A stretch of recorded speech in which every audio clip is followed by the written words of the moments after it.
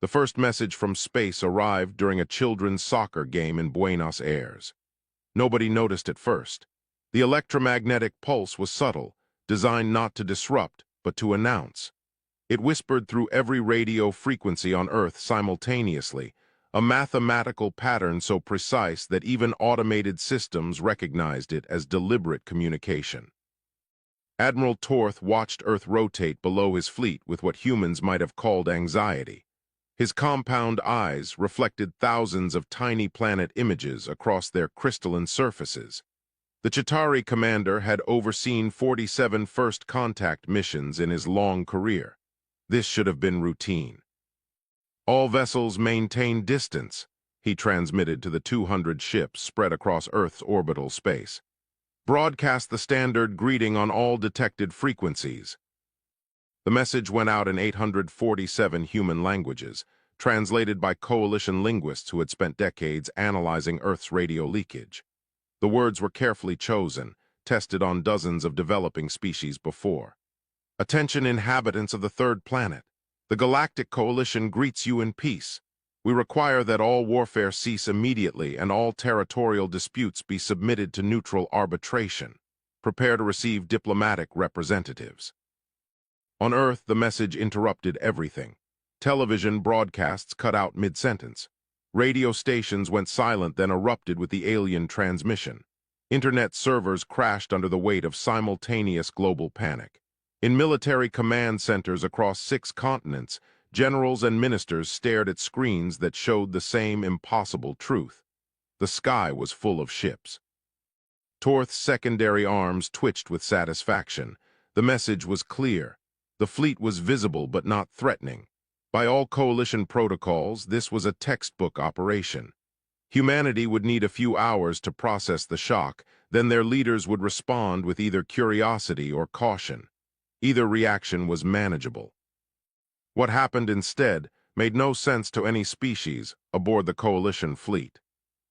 In a bunker beneath the Ural Mountains, a Russian general named Dmitry Volkov made a decision based on decades of military training. He had 30 seconds to interpret the alien message before his government could stop him. The words, "Cease all warfare immediately," and "Submit to neutral arbitration," could only mean one thing: surrender or die. If Russia hesitated while other nations surrendered first, they would be destroyed or enslaved. His hand hovered over the launch authorization panel. Simultaneously, in the Pentagon, defense analysts reached a different but equally catastrophic conclusion. The aliens demanded cessation of warfare. America was currently engaged in limited operations in 4 regions. If they stopped while adversaries continued, they would appear weak. The aliens might side with whoever looked strongest. Within minutes, orders went out to accelerate all military operations, to demonstrate strength before negotiations began. In Beijing, in Delhi, in Jerusalem, in Brasilia, military and political leaders faced the same terrible calculation with insufficient information and almost no time. Each made different assumptions. Each acted on incomplete logic. Each feared being the first to show weakness or the last to show strength. Torth noticed the first launch 17 minutes after the greeting message. A projectile rose from somewhere in Central Asia, too large to be a satellite launch, too fast to be civilian. Then another from North America. Then 6 more from various locations. His vessels automatically tracked the trajectories. None were aimed at the coalition fleet. They were aimed at each other. "What are they doing?" demanded Pilot, a young Lumini officer whose crystalline body pulsed with confused colors. "We told them to stop fighting. Why are they fighting more?" "Pull up their communication intercepts," Torth ordered. The translation computers had been recording and analyzing all human transmissions since the fleet arrived. What they showed made his blood run cold. The humans thought the coalition was giving them an ultimatum. They thought cease warfare immediately meant surrender to alien rule. Worse, each human nation suspected the others might surrender first. They were fighting each other to prove their strength to aliens who had no interest in their conflicts. They were fighting each other because they were afraid not to fight. "Broadcast a correction immediately," Torth commanded. Explain that we are not demanding surrender. Clarify our intentions. Admiral, their communication networks are collapsing, reported a Krell technician, his amphibious face drawn with concern. Every government is broadcasting different instructions. Their internet infrastructure is overloaded. Civilian. Populations are panicking. Our new messages cannot reach anyone with authority. On Earth, the cascade was already unstoppable. A border skirmish in Eastern Europe exploded into full warfare as both sides assumed the aliens would reward the winner. A decades-old ceasefire in South Asia collapsed when intelligence services intercepted each other's mobilization orders. Naval forces in 3 oceans engaged each other, each captain believing they were preventing their nation's enemies from gaining alien favor. Old tensions that had simmered for generations found sudden justification.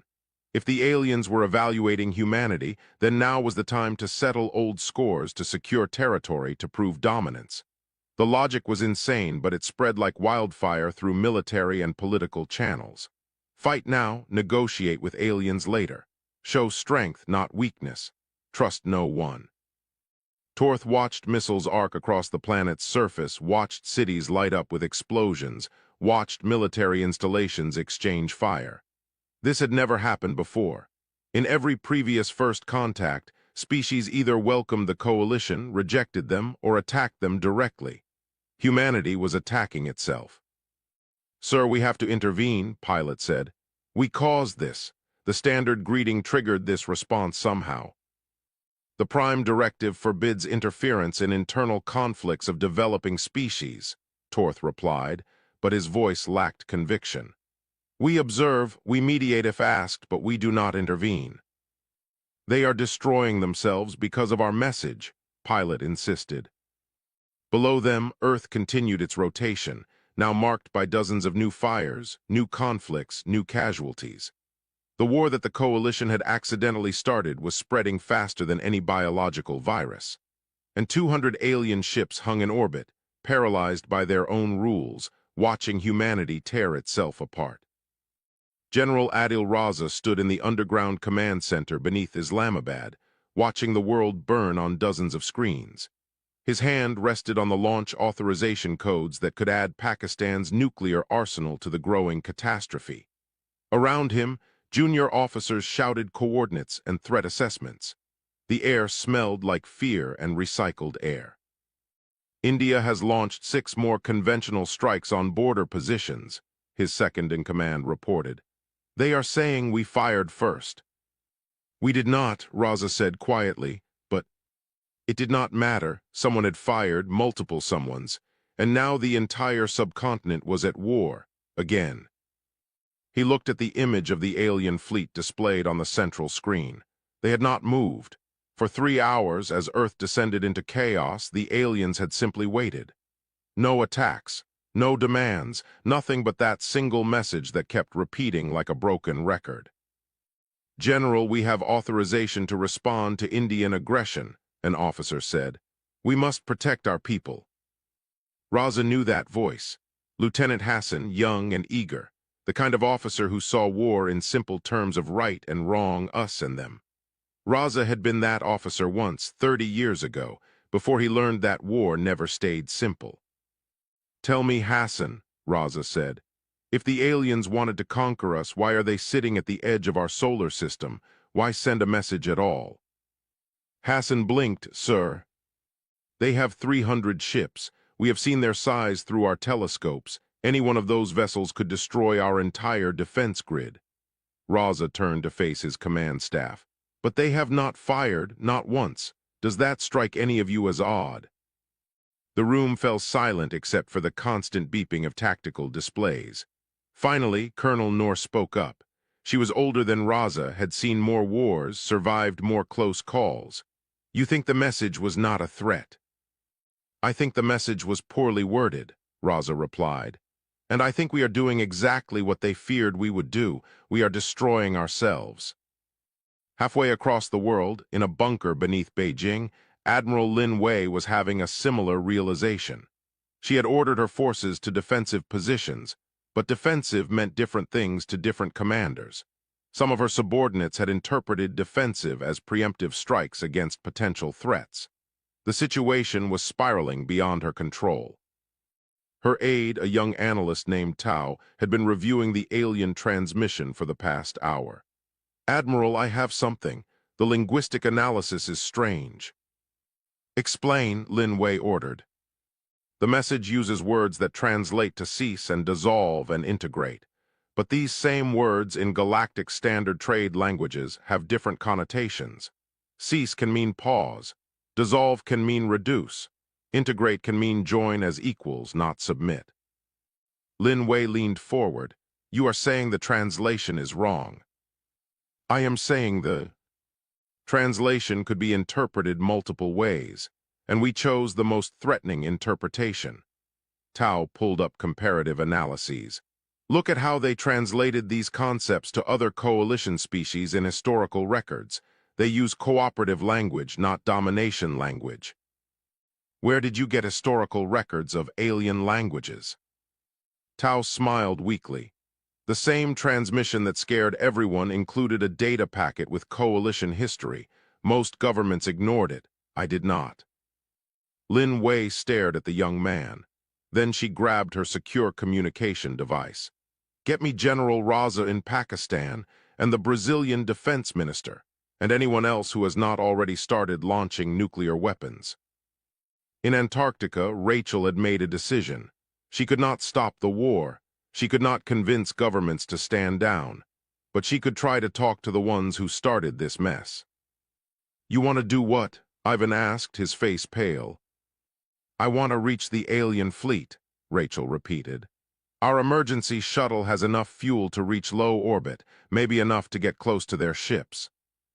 "That is insane," Yuki said, but she was already pulling up the shuttle's specifications on her terminal. "Even if we could launch, even if we survived, what makes you think they would listen to 3 scientists?"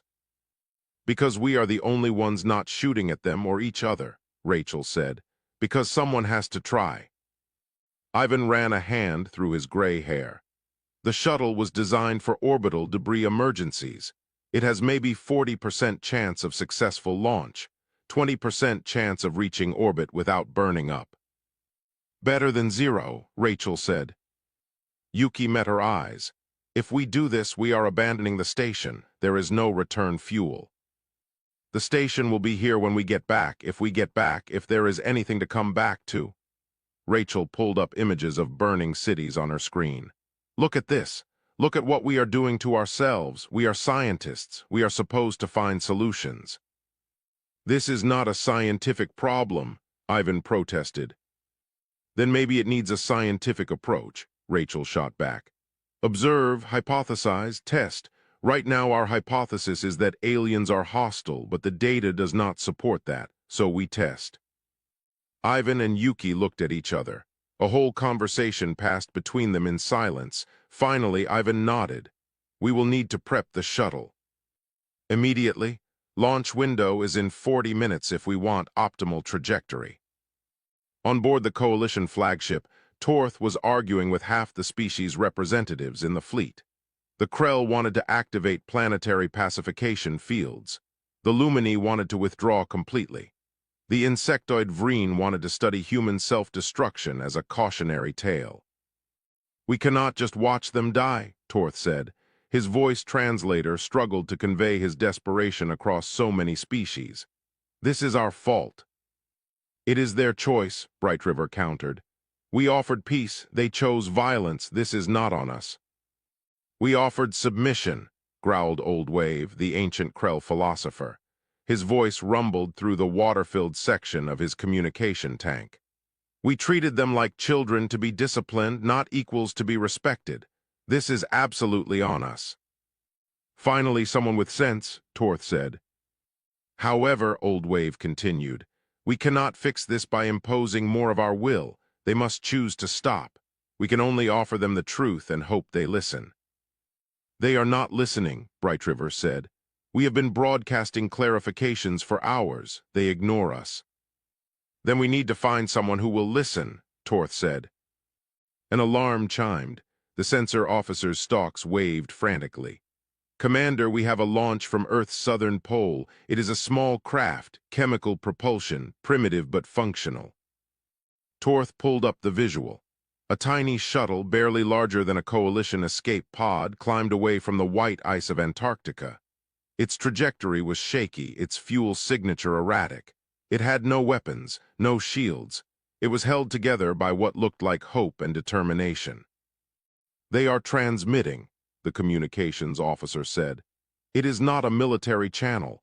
They are identifying as scientists from an international research station." "What do they want?" The officer listened, then looked up with something like wonder.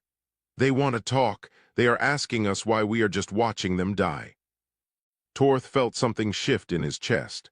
Somewhere on that dying planet, 3 individuals had looked at the chaos and decided to fly into space on a machine that might explode at any moment.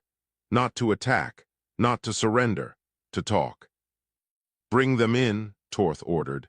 "Carefully, and someone find me a way to make them understand we are not their enemy."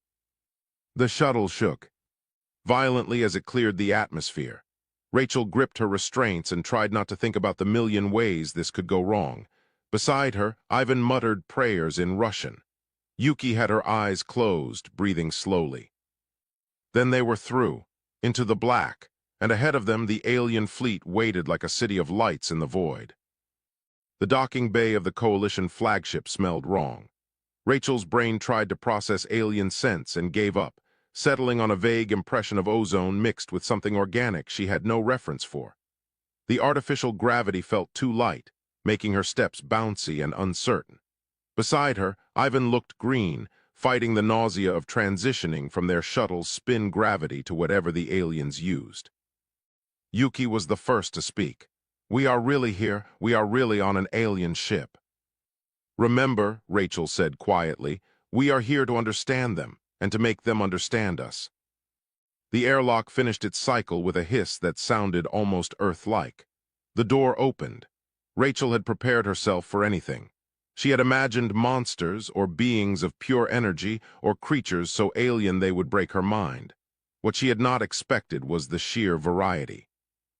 The Chitauri delegation leader stood on 4 legs, his compound eyes reflecting her face back at her 1,000 times. Beside him, a Lumini being seemed to be made of living crystal, light dancing through translucent structures. Behind them, something that looked like a cross between an octopus and a tree swayed in a tank of thick liquid. There were dozens of species in the chamber, and none of them looked remotely similar. Torth took a step forward. His translator rendered his words in English, but Rachel could hear the clicking sounds underneath. "I am Admiral Torth. On behalf of the Galactic Coalition, I welcome you, and I apologize." Of all the things Rachel expected, an apology was not one of them. "You apologize? Your message started a war." "Our message was meant to prevent war," Torth said. His body language was impossible to read, but his voice carried something that sounded like genuine pain. "We have watched your broadcasts for years. We saw conflict, violence, weapons. We thought we understood. We were wrong." Ivan stepped forward, his scientist brain overriding his fear. "You judged an entire species by our entertainment media and news programs. And by your historical records. Of warfare," Bright River added, her voice like wind chimes.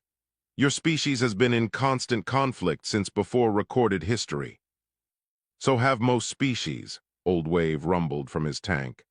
"The difference is most species are not brave enough to broadcast their failures to the stars. Humans put everything out there, their triumphs and their mistakes. We saw only what we feared to see." Yuki had been quiet, but now she spoke. "Our planet is burning, millions are dying. What do we do?" Torth gestured to a display showing Earth.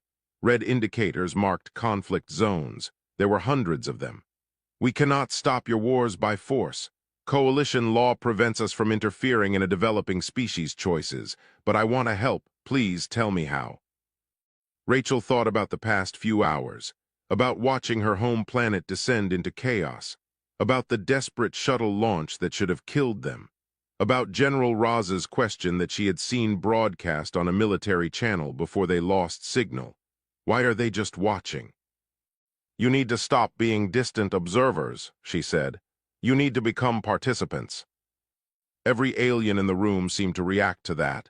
The Chitauri clicked frantically. The Lumini dimmed. The Krell philosopher went very still in his tank. Explain, Torth said carefully. Right now, Earth thinks you are a unified threat, one enemy, one reason to fight while they can. Rachel pulled up a map on her tablet showing the war's spread. But you are not unified. You are 47 different species, right? From different worlds, different cultures, different philosophies. That is correct, Torth said. Then show us that. Come down to Earth, not as conquerors or peacekeepers, as people. Different groups of you supporting different human factions, not with weapons or threats, just by being there, by talking to us. The chamber erupted in protest. Species Rachel did not even know were present started arguing in languages the translator could not handle fast enough. Bright River's light flashed in patterns that hurt to look at. A serpentine creature coiled and uncoiled in distress. You are asking us to take sides in your conflicts, Bright River said. That is forbidden. We are supposed to be neutral arbiters. Your neutrality is killing us, Ivan said bluntly. You started this fire, you cannot put it out by standing back and watching. He is right, Old Wave said. The ancient Krell's voice cut through the chaos. We came here thinking we could manage first contact with a simple protocol. We were arrogant. We saw humans as a problem to be solved rather than people to be known. Now we must risk ourselves to correct our mistake. Risk ourselves how? Asked a species Rachel had not heard speak yet. Its voice sounded like grinding stone. By descending to their planet unarmed, Old Wave said. By exposing ourselves to potential violence. By trusting that if we show vulnerability, some of them will choose understanding over fear. Some of them will choose violence, Bright River countered. We could lose people. We are already losing them, Torth said quietly. He gestured to Earth. Every second we debate, more humans die because of our mistake. I will go first. Who else has courage? Rachel watched as the aliens fell silent. She realized something profound in that moment. They were afraid. These beings with ships that could cross galaxies, with technology that seemed like magic, they were afraid of her species, afraid of being hurt, afraid of making another mistake. I will go, said a voice. A young Lumini separated from Bright River's cluster. My name translates to pilot. I will go to Earth with you. Others stepped forward. A Chitauri scout, a Krell engineer, a Vreen biologist, not many, maybe 20 from the entire fleet, but it was a start. Where do you want us to land? Torth asked Rachel. She thought about General Raza's broadcast, about Admiral Linway's analysis, about the handful of human leaders who seemed to understand this was all a terrible misunderstanding. I have some ideas, but first you need to understand something about humans. We are not one united species.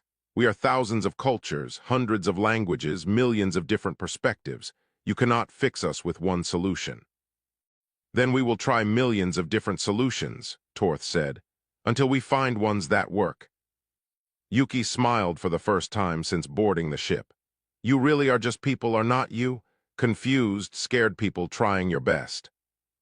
Is that not what all intelligent species are? Old Wave asked. The tragedy is that we forgot that when we looked at you. We saw differences and assumed incompatibility. But fear and hope and the desire to protect one's home, these are universal. Rachel activated her communication device. Then let us go home and let us introduce you to some humans who might actually listen. The shuttle ride back would carry more than 3 scientists. It would carry hope, fragile and uncertain, that maybe first contact did not have to end in fire. Behind them, the coalition fleet began preparing landing parties. Ahead of them, Earth still burned. But somewhere in between, people on both sides were choosing to try something impossible. They were choosing to talk. The small alien craft descended through smoke-filled skies over Islamabad. General Raza stood on the roof of a civilian hospital, watching the vessel approach. It was nothing like the warships in orbit. This ship was tiny, unarmed, with its shields deliberately lowered so human sensors could verify it carried no weapons. Around him, soldiers kept their rifles trained on the approaching craft, but Raza had given strict orders. No one fires unless he commands it. "Sir, we should be in the bunker," Colonel Noor said. "If this is a trick." "If this is a trick, a bunker will not save us," Raza replied. "But I do not think it is." The craft landed softly in the hospital's evacuation zone. The side opened. Admiral Torth emerged first, his 4 legs moving carefully on the unfamiliar concrete. Behind him came Pilot, the young Lumini whose crystalline body caught the light of fires burning across the city. They wore no armor, carried no weapons, just translation devices clipped to what might have been their clothing. Raza walked down from the roof, his officers following close behind. He stopped 3 meters from the aliens, close enough to talk, far enough to react if this went wrong. The hospital staff and patients watched from windows, faces pressed against glass. "General Raza," Torth said through his translator, "thank you for not shooting us." "The day is young," Raza replied. Then, seeing Torth's posture shift in what might be alarm, he added, "That was a joke, a very poor one. Welcome to Earth." "We need to tell you the truth," Pilot said. Her voice had a musical quality even through the mechanical translation. "Our message was not meant as a threat. It was an invitation to peace. But we used words that do not translate well. We made assumptions about your species based on incomplete information. We started this war, and we want to help stop it." Noor stepped forward. "Why should we believe you? You could be scouts for an invasion." "We could be," Torth agreed. "But we are not. Look at us, General. We came here without weapons. We landed in a hospital full of injured humans. If we meant harm, this would be very poor strategy."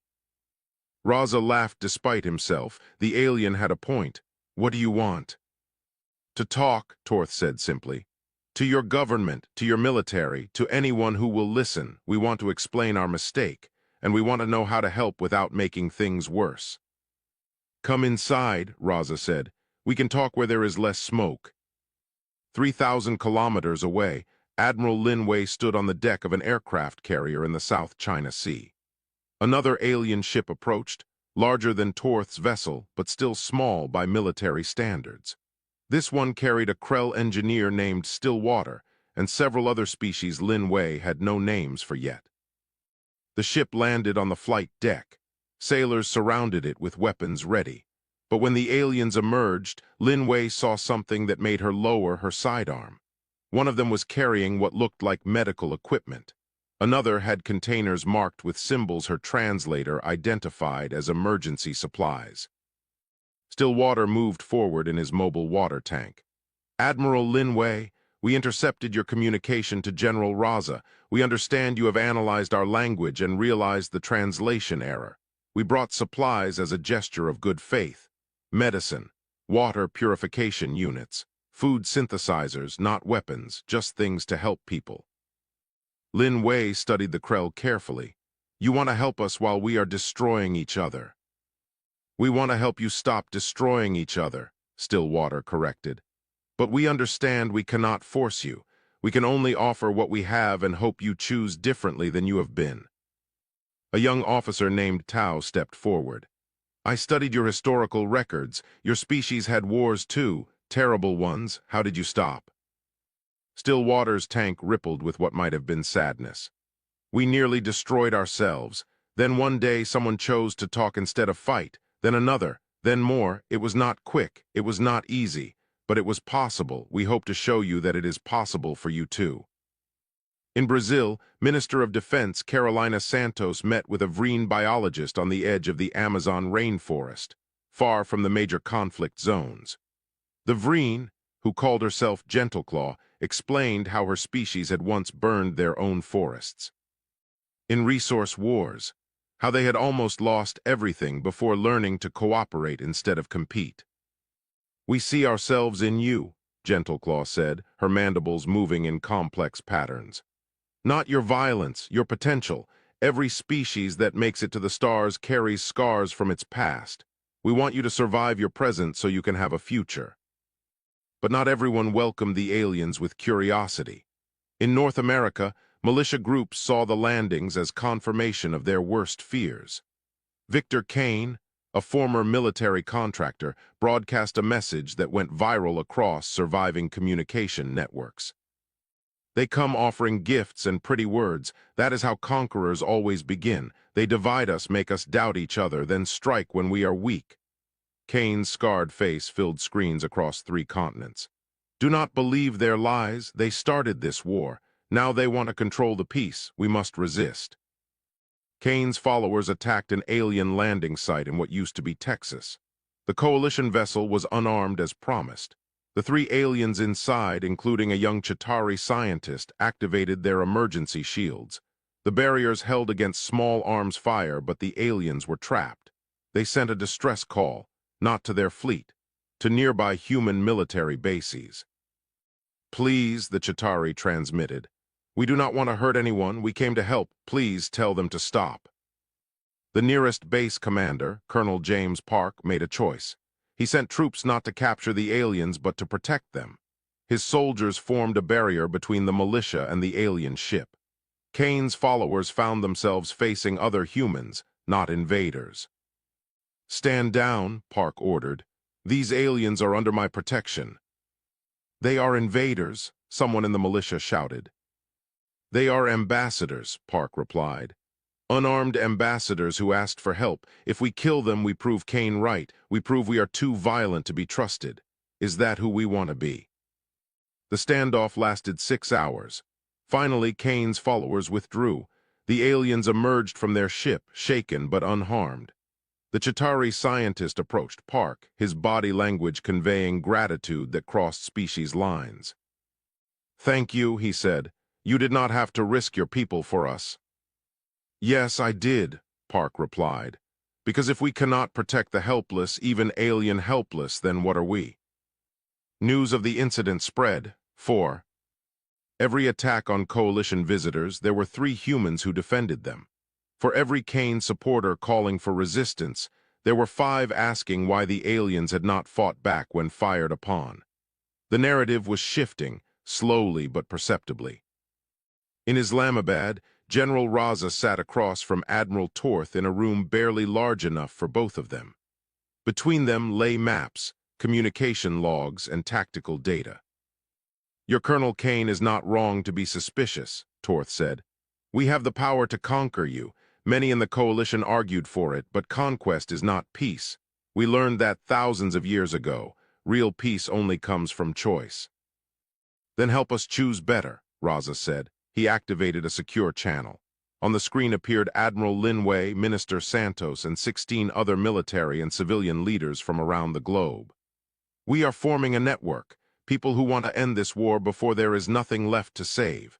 Can you connect us with your people, not your superiors, your people like Pilot and Stillwater who actually care?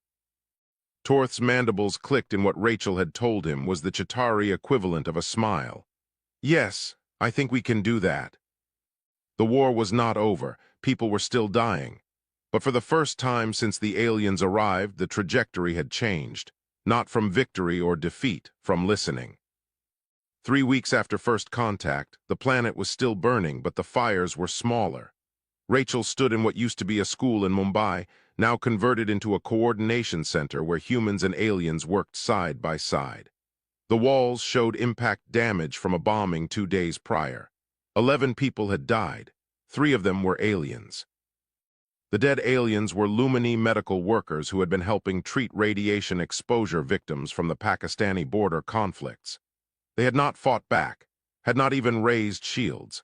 They had simply been there, trying to save lives, when Kane's extremists threw explosives through the windows. Pilot stood beside their memorial, her crystalline body dim with grief. Rachel approached carefully. I am sorry, I know they were your friends. They were my teachers, Pilot said softly. They believed in your species, even after everything. They believed you could choose peace. Some of us are trying, Rachel said. It felt inadequate, hollow. 3 aliens were dead because they believed in humanity's better nature. What did that say about our species? I know, Pilot replied. That is why I am still here. That is why we all are.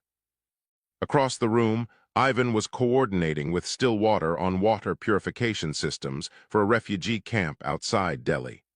Yuki worked with a Vreen engineer to restore damaged power grids in Seoul. In dozens of cities, hundreds of aliens worked alongside thousands of humans, trying to stop the bleeding. But Victor Kane's movement was growing. Every alien casualty he caused became propaganda. They bleed, his broadcast said. They die, they are not gods, they are invaders who can be defeated. General Raza watched Kane's latest message on his command screen. Beside him, Torth reviewed casualty reports. Both looked exhausted. The past 3 weeks had aged them years. He is right about one thing, Torth said. We are not gods, we are just people, and we can be killed. Will your coalition abandon us now? Raza asked. 3 dead, more injured. You came here to help, and we murdered some of you. Some of you murdered some of us, Torth corrected. But some of you died protecting us. Colonel Park took a bullet meant for my scout in Texas. That human doctor in Cairo gave her life shielding a Krell engineer from shrapnel. You think we only count our dead? We count yours too. Raza felt something tight in his chest loosen slightly. The network is ready. We have 234 military commanders, 600 civilian leaders, and representatives from 90% of Earth's surviving governments. They are all listening. What do we tell them? The truth, Torth said. That peace is harder than war. That stopping is more difficult than starting, but that we have to try anyway. The global conference took place across every functioning communication network. Thousands of locations, millions of people watching. Admiral Lin Wei spoke first, her words translated into every human language and broadcast simultaneously. We have been at war for 23 days. In that time, we have lost more people than in the previous 5 years of regional conflicts combined. We started fighting because we were afraid. We continue fighting because we are too proud to stop. This needs to end. Kane's response came within minutes, hacking into the broadcast. This is surrender. These collaborators want to hand Earth to alien control. I say we die free rather than live as slaves. No one is asking. Earth to surrender, Colonel Noor replied. She had lost her son in the Kashmir conflicts 2 weeks prior. Her voice was steady, but her eyes were hard. We are asking Earth to stop committing suicide. Minister Santos from Brazil spoke next. The aliens made a mistake, a terrible one. Their message started this war, but they did not fire the missiles. They did not launch the attacks. They did not bomb the cities. We did that. We are doing that. Every day we continue this is a choice we are making. Then let them leave, Kane shouted through the hijacked channel. Let them go back to their stars and leave us alone. Torth stepped forward. His image appeared on screens worldwide, a 4-legged alien standing beside human military officers. If that is what humanity chooses, we will leave. But we will not leave you to destroy yourselves. If we go, we take our technology with us. The medical supplies keeping radiation victims alive. The water purification systems serving refugee camps. The power generators running hospitals. All of it goes. You would let us die? Someone in the broadcast asked. You are already dying, Stillwater said, his tank rippling with emotion. You are killing each other and asking us to watch. We cannot force you to choose peace, but we will not give you tools to make war more comfortable. If you want our help, you have to stop hurting each other. If you want independence, you have it. But understand what that means. The silence that followed was profound. Rachel could feel it through the screens across continents. The moment of choice. Then General Raza spoke. Pakistan will institute a unilateral ceasefire effective immediately. We invite India to reciprocate. We invite all nations to reciprocate. This war was started by miscommunication. Let us end it with clear communication. Admiral Lin Wei nodded. China seconds this motion. Ceasefire begins now. One by one, leaders spoke. Brazil, Germany, Nigeria, Japan, South Africa, Indonesia, not all at once. Not perfectly coordinated, but a cascade was building. The same cascade that had started the war was now working in reverse. Kane tried to shout them down, but his voice was lost in the growing chorus of people choosing differently. His followers found themselves increasingly isolated, not arrested, not attacked, simply ignored as the world moved toward something new. But Kane had one final card to play. In a hidden bunker beneath what used to be Arizona, he had gathered loyalists and stolen military hardware. He had an operational submarine with 6 nuclear missiles. He had coordinates for alien landing sites. "If they will not leave by choice," he broadcast to his inner circle, "we will give them a reason to go. We will show Earth what happens when you trust invaders." His target was Mumbai, the school-turned coordination center where humans and aliens worked together, where Rachel and Pilot and dozens of others had become symbols of cooperation, where 3 Lumini had died believing in humanity's potential. Kane planned to make it a crater. The missile launched at 400 hours. It was detected immediately by both human and coalition sensors. 6 minutes to impact, not enough time to evacuate, maybe enough time to intercept.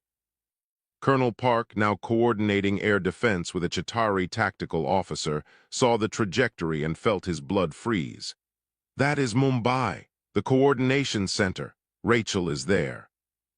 "We can intercept," the Chitauri said, "but our ships are not supposed to use weapons in Earth's atmosphere. Coalition law." "Forget your law," Park shouted. "Stop that missile." The Chitauri officer made a choice. He violated 2,000 years of coalition protocol. He ordered the nearest ship to fire. The defensive beam was precise, calculated. It struck the nuclear missile at its apex, detonating it safely in the upper atmosphere. The EMP burst knocked out electronics across 300 kilometers, but no one died. In Mumbai, Rachel felt the lights go out. Emergency systems kicked in. Then the backup communication systems relayed what had happened. Kane had tried to kill them. The aliens had saved them by breaking their own laws. "Torth," she said into her communicator, "your ship just fired a weapon in our atmosphere. Your rules." "Saving lives is more important than following rules," Torth replied. His voice was calm, but Rachel could hear the tremor underneath. "We will face consequences from the coalition, but you are alive. That matters more." Kane's location was triangulated within an hour. Not by aliens, by humans who were tired of his violence. He was arrested by former allies who had decided enough was enough. The submarine crew surrendered without firing another shot. The war did not end that day, but something fundamental had shifted. Humans and aliens had both broken their own rules to save each other.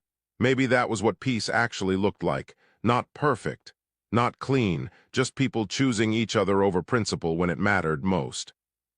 6 months later, Rachel stood in what used to be a war zone and was now something more complicated. The city had been called different names by different governments during the fighting. Now it was just called neutral ground, the first place on Earth where humans and aliens officially lived together. The buildings were a mixture of human and coalition architecture, functional rather than beautiful. Reconstruction was slow work. Some scars ran too deep to heal quickly, but the work continued. "You look tired," Yuki said, joining her on the observation deck. Below them, human and Krell engineers argued about the best way to restore the water treatment facility. It was the kind of normal argument that would have been impossible 6 months ago. "I am tired," Rachel admitted. "But it is the good kind of tired, the kind that comes from building instead of breaking." Ivan emerged from a meeting room, shaking his head. "The Coalition Council is still arguing about what to do with Admiral Torth and Pilot. Half want them expelled. Half want them given medals. So they do nothing while pretending to do something. Very human approach, actually." They had all changed in 6 months. Rachel had become an unexpected diplomat, translating not just languages but intentions between species. Yuki worked on cultural exchange programs, helping humans and aliens understand each other's customs and avoiding new catastrophes. Ivan had discovered a talent for negotiation, probably from years of managing academic bureaucracies. "How many governments have signed the contact treaty?" Rachel asked. 143, Ivan replied. "Out of 194 total, better than last month, worse than we hoped." The treaty was simple. It acknowledged the coalition's mistake, humanity's overreaction, and both species shared responsibility to prevent future wars. It established embassies, cultural exchanges, and trade agreements. It did not promise utopia. It promised effort. Some nations refused to sign. Victor Kane's Earth United still controlled territory in 17 countries. They attacked coalition facilities when they could, killed humans who worked with aliens, and broadcast messages about resistance and purity. Their support was shrinking, but they were not gone. Kane released another video this morning, Yuki said quietly. He is calling the treaty a surrender document, saying we have betrayed humanity by accepting alien presence. Let him talk, Rachel said. Words only have power if people listen, and fewer listen each day. General Raza approached them, now wearing a new uniform that combined Pakistani military insignia with coalition advisory badges. He had become the de facto coordinator of Earth's military transition, helping armed forces across the globe shift from fighting each other to protecting their populations during reconstruction. We have a problem, he said without preamble. Kane's forces attacked a medical convoy in North Africa. 5 humans dead, 2 Lumini wounded. It is the worst attack in 3 months. What do you need from us? Rachel asked. Restraint, Raza said. The coalition military wants to respond. Some human governments want to respond. But if we hit Kane's positions hard, we make him a martyr. We prove his point that the aliens are conquerors. We need a different approach. They talked for hours, building a strategy that was more social than military. They would increase medical and food aid to regions where Kane had support. They would broadcast testimonials from humans who had been helped by coalition medical teams. They would offer amnesty to Kane's followers who stood down. They would be patient. Patience is expensive, Raza warned. More people may die while we wait for Kane to lose support naturally. More people will die if we create a galactic war instead of ending a planetary one, Rachel countered. We have to think long-term now. Admiral Torth visited that evening. He was technically still under investigation by the Coalition Council, but they kept giving him assignments because no one else wanted the responsibility. He had become the de facto ambassador to Earth through bureaucratic exhaustion. I came to say goodbye, he told them. The Council has decided to rotate command. A new admiral will take over the Earth mission, someone with a cleaner record, someone who followed regulations. Where will you go? Pilot asked. The young Lumini had also become an unexpected fixture on Earth, serving as a liaison between coalition ships and human governments. Court-martial hearings, Torth said. His compound eyes reflected the setting sun in fractal patterns. Possibly prison, definitely. Disgrace, but that is acceptable. I broke rules that needed breaking. I would do it again. Rachel felt anger rising. You saved us. You took responsibility when others hid behind regulations, and they punish you for it.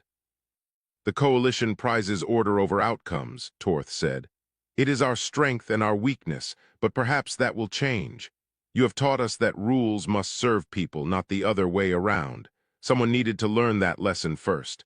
I am honored it was me. They held a ceremony when Torth left Earth. Humans and aliens gathered in neutral ground to acknowledge his service. General Raza gave a speech about courage. Admiral Lin Wei spoke about duty beyond orders. Minister Carolina Santos from Brazil talked about sacrifice. But the moment that mattered most came from a child. A girl from Mumbai, maybe 8 years old, who had been saved by coalition medical teams during the war. She approached Torth and handed him a drawing she had made. It showed humans and aliens holding hands under a sky full of stars. Thank you for coming to Earth, she said in halting English. I am glad you are here. Torth took the drawing carefully in his secondary arms.